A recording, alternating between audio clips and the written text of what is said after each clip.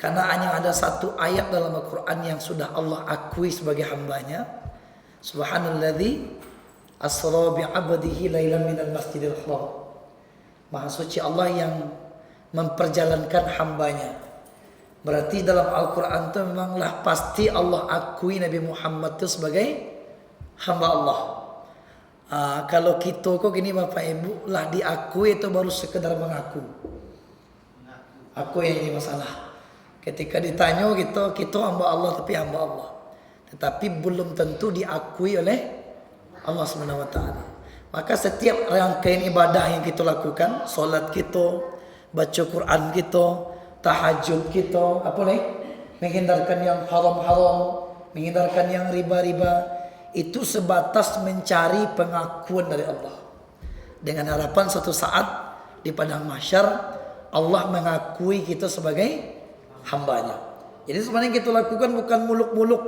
Tidak ada manusia yang ketika mereka menghitung pahala mereka dimasukkan ke syurga, dolain masuk surga.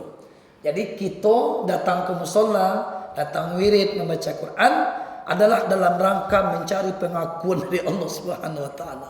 Karena hanya Rasulullah yang baru diakui sebagai hamba Allah. Kalau kita barana kita berinfak dari hamba Allah 2.000 gitu ya. Dari hamba Allah 500.000 itu baru dari kita yang mengaku. Kan banyak orang Minang di itu nak.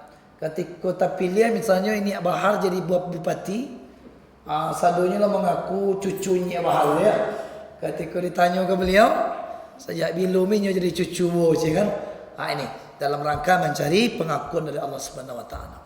Semoga insyaallah amal kita yang sedikit ini walaupun seketek mudah-mudahan akan menjadi sesuatu yang memudahkan kita kelak di hadapan Allah Subhanahu wa taala. Amin. Ya rabbal alamin. Salam dan salam kepada baginda Rasul Nabi besar Muhammad sallallahu alaihi wasallam. Allahumma salli ala sayyidina Muhammad wa ala ali sayyidina Muhammad.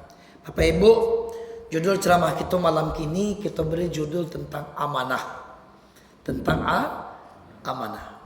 Jadi banyak riwayat, banyak cerita di dalam berbagai hadis, ceritaku bantu dongeng.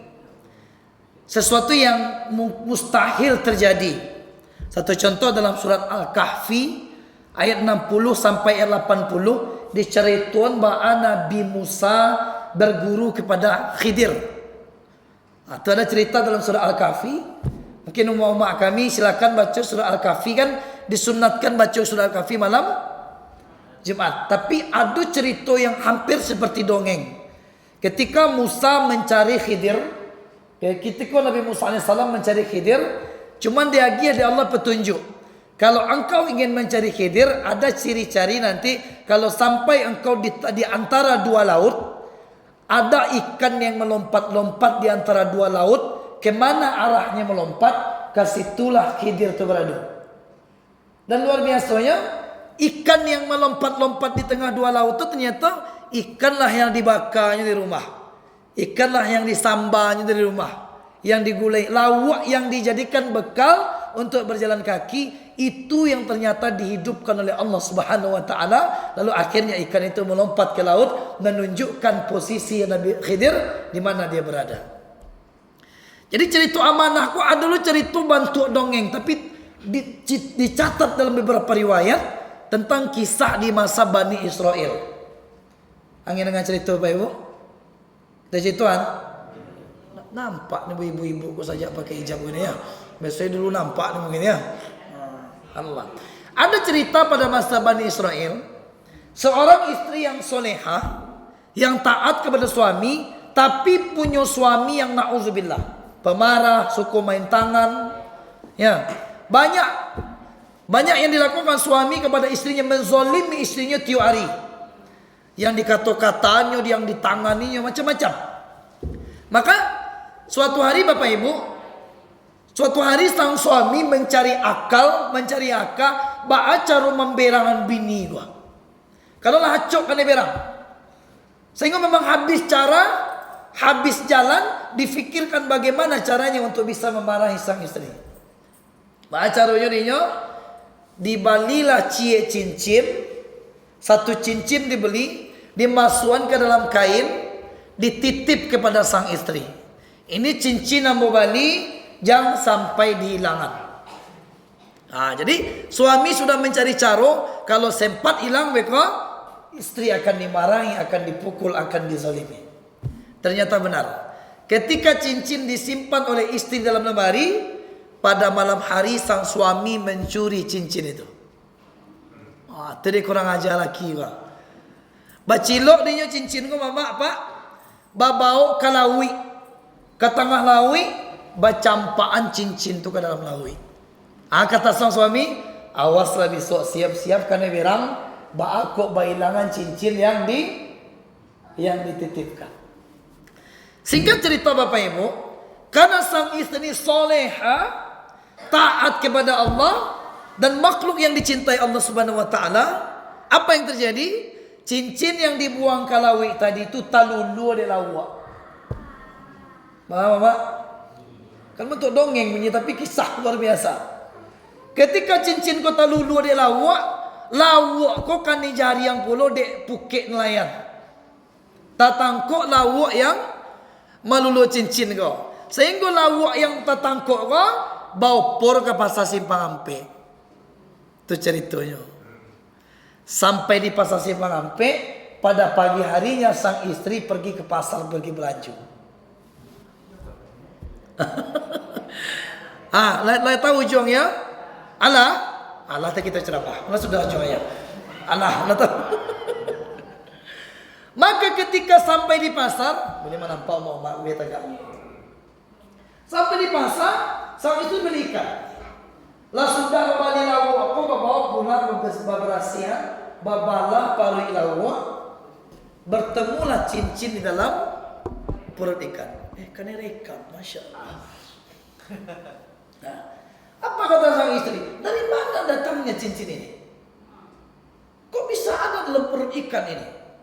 Pahinya ke lemari diperiksa, ternyata benar.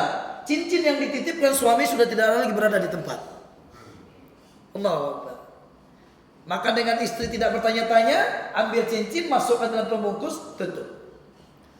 Lalu malam harinya lah masak dulu. Lama sambal, suami mulai bertanya, awaslah.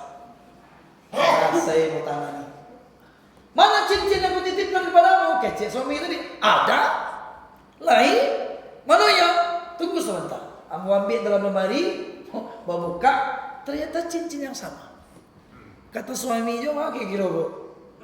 Kalau apa-apanya di suaminya pun kira-kira kecek kita.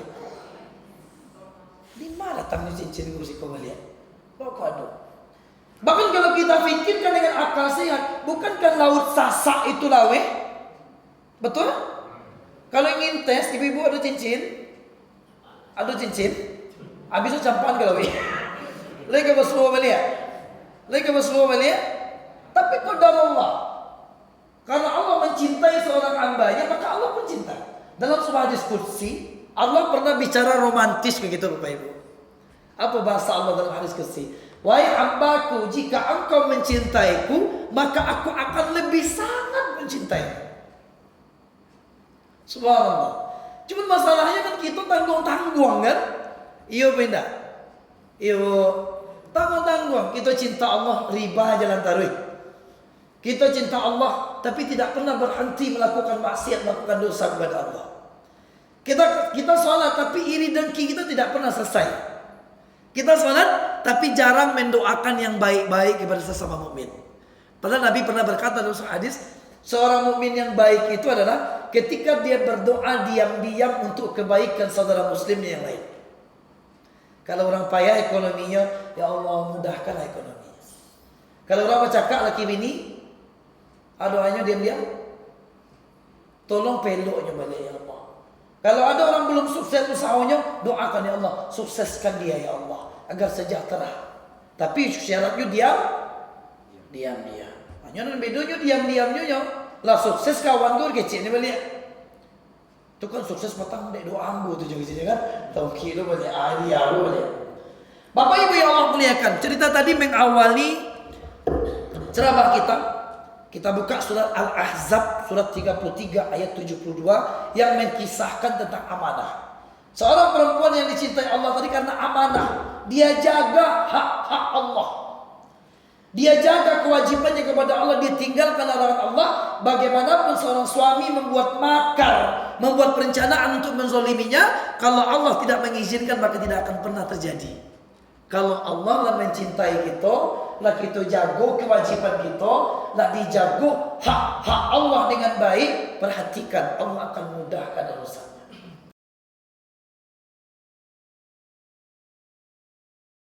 Terima kasih ya guys sudah mengunjungi channel kami dan menonton sampai akhir video. And don't forget to subscribe ya guys. Semoga video ini bermanfaat. Jangan lupa ya guys, please jangan lupa klik tombol subscribe guys. Karena subscribe itu gratis. Dan semoga yang sudah subscribe selalu mendapatkan rezeki yang berlimpah.